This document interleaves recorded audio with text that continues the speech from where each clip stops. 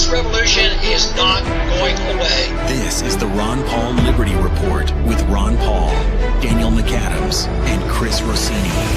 We are all ambassadors of the Ron Paul doctrine, and it's so simple.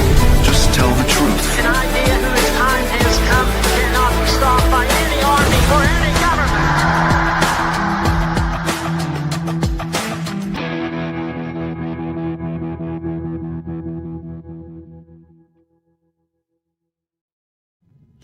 Hello, everybody, and thank you for tuning in to the Liberty Report. With us today, we have Chris Rossini, our co-host. Chris, welcome to the program. Great to be with you, Dr. Paul. And Chris, I understand we have a message from our friends at Birch Gold. That's right, Dr. Paul. Our regular viewers know that we have a partnership with Birch Gold Group. They're a great precious metals company. And as our viewers also know, our money is losing value. Not everyone understands why that is. In fact, most people don't. They just see prices go up. You notice when you go to stores that the prices are the same and the packages are smaller. You know, it's called shrinkflation. And, on the one hand, you get upset about it, but on the other hand, businesses have rising prices too because the money is being destroyed for everyone, not just consumers, but businesses, so they have to adapt. And not everyone knows that the government is destroying the money through the Federal Reserve by counterfeiting it, so they have to do what they have to do. And fortunately, if you do understand that there are ways to at least protect yourself to a degree, and that's by owning, the money, the premier money, gold. And there's all different ways that you can own it. And that's why we partner with Birch Gold Group for those who want to learn what their options are, because the money is going to continue to be destroyed. Prices will continue to go up. So it's a way to protect yourself. If you're interested, please go to your phone and text Ron to the number 989898. Birch will contact you to give you free information, and you can take it from there. There's no commitments to anything. You could just get the information. But again, if you're interested, please text Ron to 989898. Back to you, Dr. Paul. Very good.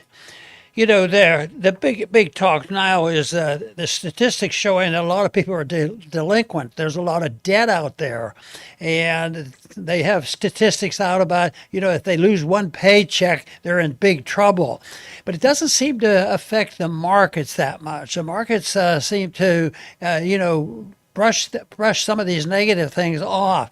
But that's the way markets work. That's not a rule against having those things, but they're dependent on how people react to the news. And the delinquencies are certainly there.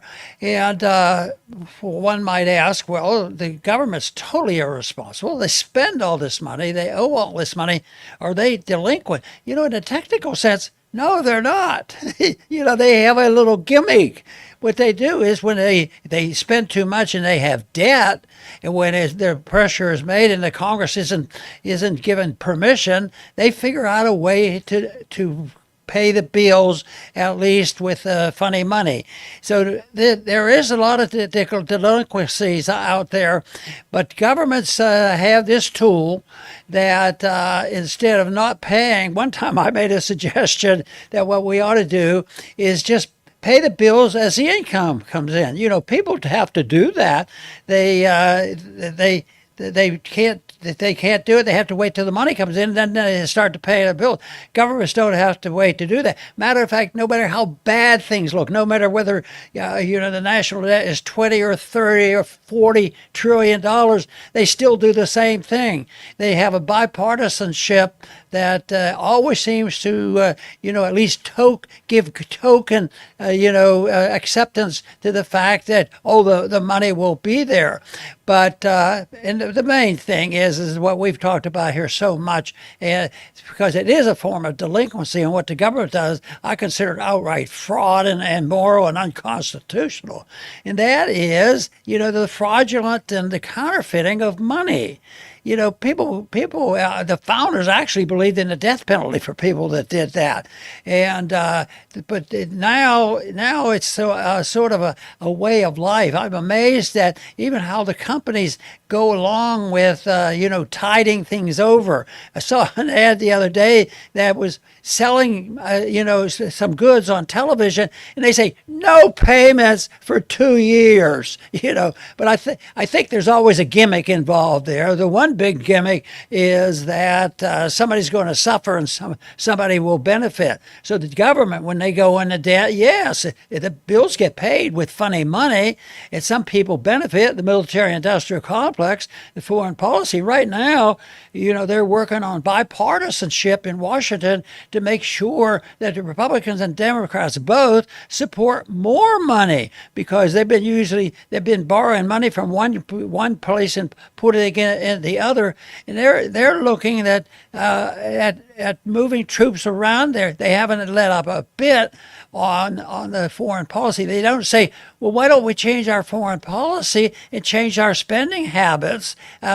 Because it wouldn't and from our viewpoint, it would not make us less safe. And they claim, well, if we could do this, it'll make us safe and take care of the people. And of course, there's a fallacy in that. The delinquencies, no doubt, Chris, I may finally catch up with the people and the system. And that's what we're concerned about. It's preventable, but right now it doesn't look like it's preventable in the near future. It looks like it'll be preventable maybe the next go around after this one is replaced with sound money. President Trump reminded us once again, not for the first time, yesterday, I believe it was, on Hannity, that this Iran war, was for Israel. And he named the Gulf nations after that. And I don't know how it could have been for them. They took the brunt. Our bases are destroyed, uninhabitable. In any case, it wasn't for us, this Iran war. We get the bills, the higher prices. And you mentioned delinquencies. I read from a good account on X, Hedgeye, federal student debt loan, 90 plus days delinquent hits a new all-time high. Credit card delinquencies hit the highest level of new all-time high. U.S. credit card delinquencies are highest since 2011. Auto loan delinquencies, 32-year high. We're being tapped out here as the president went for Israel and supposedly the Gulf nations to war. And we're not getting away with this one because the Hormuz has been closed for almost 3 months now. We're approaching. This is unprecedented, which means the unprecedented bad stuff is coming, and we're already hitting the delinquencies. All of this is the exact opposite of what the president campaigned to do with his red hat, dancing on the stage. He worked so hard to get elected. Speech after speech after speech. America thought they were getting America first. Went for Israel, Gulf nations. We're getting the bills. Individuals handle this problem differently than the government. I mentioned in my opening statement, the government relies on fiat money, counterfeit money, and they print it up and they get away with this because the pain and suffering doesn't occur for a while longer, and then it usually goes to the middle class that can't defend itself. But there is another system that's prevailing, and they've used it already, and I think they'll use it a lot more. They've used it on some of the student loans. Once they hint that, we'll delay your payments, and then they play this, the students eventually, if they're not going to go to jail or suffer a consequence, and the government and the politicians will never change their way. They want to buy votes with the spending and these programs, and then they want to appease the voters by, forgiving these debts. And that's what they're doing now. Much of this will be forgiven, but that won't handle the credit cards and all the mortgages and all that goes on. But governments will continue to, pretend they're taking care of the people, their constituents, and that is forgive the debt. This will help them. This will help them buy their groceries and not change the policy, not even consider the policy, not even to hint. maybe there's an explanation for this, an explanation that would help them find an answer. They really don't talk about that. That is just taboo, because I'll tell you what, there's the number of speakers of the House, seems to be continuous, because they're trying to solve a problem in a political system that doesn't work. It's something that eventually will lead to the need to reconfirm that the founders were right when they said only gold and silver ought to be legal tender. And that is not acceptable right now, but more and more it's talked about, and eventually something will have to happen. And I think the greatest threat from a system that we have today is the fact that it creates class warfare. Not only competition, but actually warfare. And you see it in the streets today. And the idea that, well, even in the voting system, you see now the people are so frustrated that you actually see, communists being elected openly. But, that doesn't bother me as much as some people think it should, because I think it wakes some people up. What are we doing? And maybe they better look into this if they're electing communists in our big cities now to take over and fix the problem. And yet we spend these trillions of dollars, literally trillions of dollars, policing the world. And usually what we do is, oh, they have a communist in that country, let's go arrest him. So we go and in Venezuela and different countries, oh, we'll pick up this communist. And they continually do this. And now, they're talking about shifting things around, and the Pentagon, is shifting money around. But then they have things always on the horizon. Right now, we're still involved in Ukraine. We're still involved in the Middle East, and we're still in, it's definitely big time in Iran. But the language has changed. The administration is claiming, oh, the war is virtually over, and they go on. But what are they talking about? They're talking about, what are we going to do with this communist that is involved in Cuba? Don't you think we ought to arrest him like we've arrested some other? Won't that settle it? And it goes on, because they will fail to live up to the truth of what the monetary system should be like and how it's been abused, and how the people are complacent and have been ill-informed by our politicians and our government education system. So it's a big job. But in spite of it all, I still remain optimistic that there are vehicles to get the truth out. And I believe the large number of American people are really, when they understand it, are favorable to liberty over totalitarianism. Chris? That's right, Dr. Paul. And I would say that that election of President Trump, people were expecting that we were going in a direction of liberty. So I think the American people overall have their heads on straight, and want the right things. But we can't get a government that'll do it. And the reason is, and maybe this will help some people, the government they're masterful at narrative creation. We all know, we've all seen parents when they have children crying, they'll distract, they'll be like, look over here, and the kid will, eventually stop crying and maybe even start laughing. Well, the government does the same thing over and over with the American people. They go from one ripoff to the next by saying, look over here, look over here. Now, the government, though, they don't make us laugh. They use fear. That is the most powerful emotion that they appeal to. I mean, we could go back 100 years, but we'll just start with COVID. Right after, as that was falling apart, they went into Putin's going to invade, all of Europe, the fear that was created, and we were ripped off for hundreds of billions of dollars. And Putin's not invading Europe. And now we're on to the president keeps repeating on a non-existent nuclear weapon in Iran. So they go from one fear to the next, one ripoff to the next. But eventually, it's going to stop working. And this Hormuz is going to hit us harder than all the other ones, because the other ones, you could just, it's something that happens out there. This oil is a part of every aspect of our life.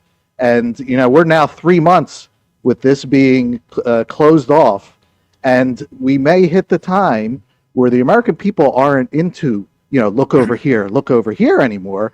They're going to be mad enough to where real change is going to have to happen. When that is, whether or not that's coming anytime soon, who knows? Nobody knows the future. But eventually, their distraction and moving from one to the next is going to fail. Very, very good. There's more talk in the papers today about gold, but not exactly in a format that we talk about it. And one thing is Trump is interested too. He went to Fort Knox, or talked about Fort Knox, and he was saying, and he was making fun. He says, and some people say, oh, we'll do that if the gold is still there. He was doing an inspection, and actually being silly about the whole thing. But there's an analogy that I heard used so often in the 70s when we went bankrupt and reneged on our gold promises, and they used to use an agricultural example, and that is don't use up your seed corn. Traditionally, it's probably done a little differently today, but a farmer would have to raise crops, and then they want to get the seeds to plant next year's crops. But if you have some left over, those are the seeds. You have to save the seeds. But there's a temptation to sell it all short and have no seed corn for the next year. And they use that in money too. And I think of the gold at Fort Knox sometimes as the seed corn. And not too long ago, and there still hangs around that we'll just revalue the gold. If it's not $42 an ounce, which is a silly number they say is there, what we'll do is revalue it to a couple $1,000. Then they'll have trillions of dollars that they'll be able to use and go out and spend this money. And I think that's like using the seed corn instead of allowing it to be used in the private market and building, and improving our liberties and improving the monetary system. It's doing the opposite. It contributes to that, because some even suggested, well, when we do this, we'll have, if we revalue a gold and have all this paper profit, we could take that and buy crypto, and even say the rule that I don't think many people are pushing this now, but they say, but you can never touch it. And that is not a good thing on money. Money should be touchable and exchanged, because it's the markets determining whether the government can be trusted or not. So it's a mess, because we did not follow the advice and the morality on money that we were informed of by the founders. And now we're seeing the climactic end to this, and this does not look good because of the thing that I just said a little while ago.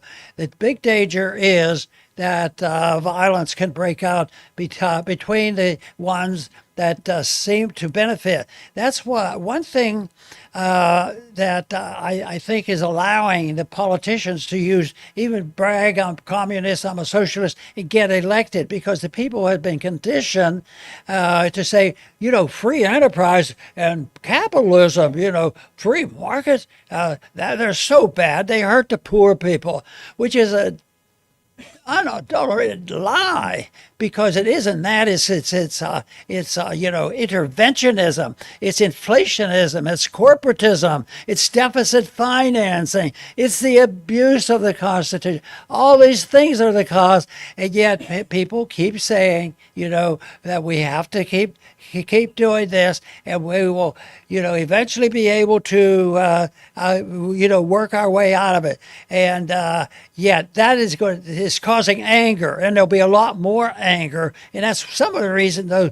And you sort of have to sympathize with people. Say, well, they agree that there is this division and the system has caused a problem. But what they need to go is one step forward. Why did this particular system bring about this havoc? Is it because we had too much liberty or too much government? And that's really the question we ought to ask and do our best to answer it. Chris? Very good, Dr. Paul. I'll finish up with my closing thoughts. We discussed about the empire and how we're bearing the costs. And the empire wants another $500 billion added to their $1 trillion budget. It's amazing even saying these numbers, but it's true.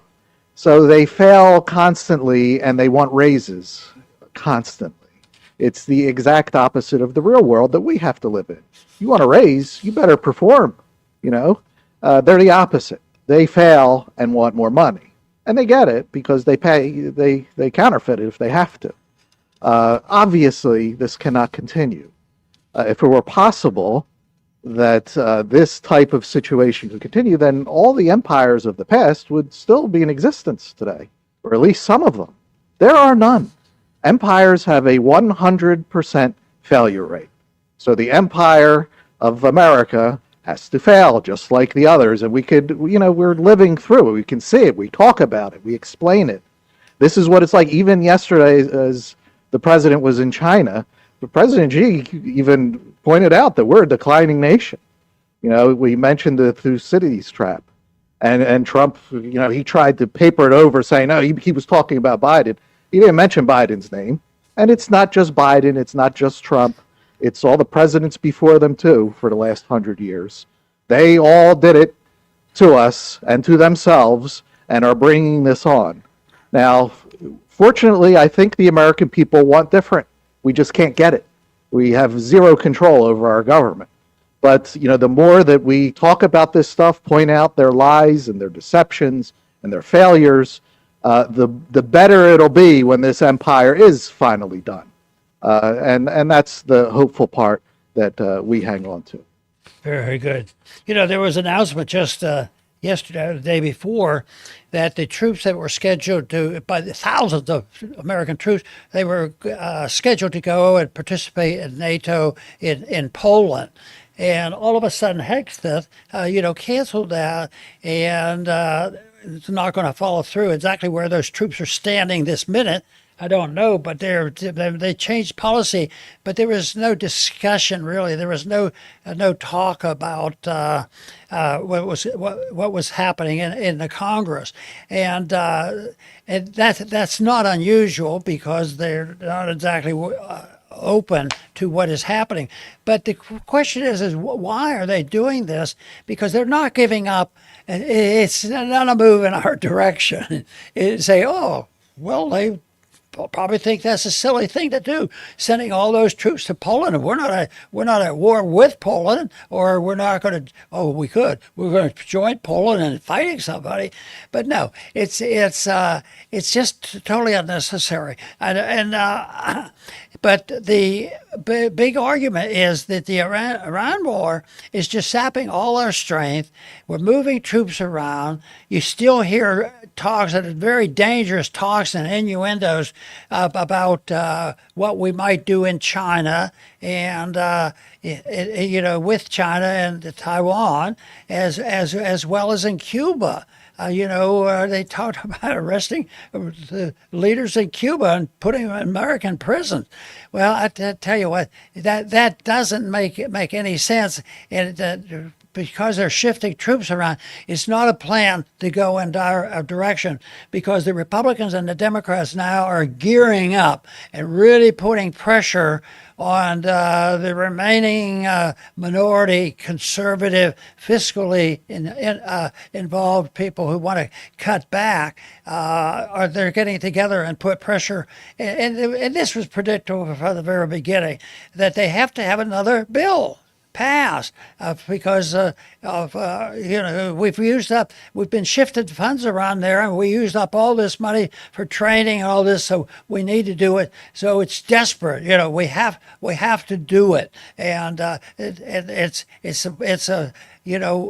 the people have to be secure. They have to be taken care of, and they go on and on. So the foreign policy has not changed. There's good people out there talking about the right thing to do, but they're in the minority, and that's what we have to continue to do, because I think there's an opportunity when this thing comes unglued that what will happen, it will be unglued, where something will have to replace it. The goal right now, the immediate goal, is to try to explain it to the American people why they shouldn't go in the direction of electing communists and socialists and authoritarians. We have enough of those kind of people in our government already. They call themselves other names, but they're doing the same thing. So I think the responsibility is on the American people to make sure they get this message and understanding and influence our members of Congress. And I do want to thank all our viewers for tuning in today to the Liberty Report. Please come back soon. Thanks for watching the Ron Paul Liberty Report. Like and subscribe to help spread the message. And until next time, live free.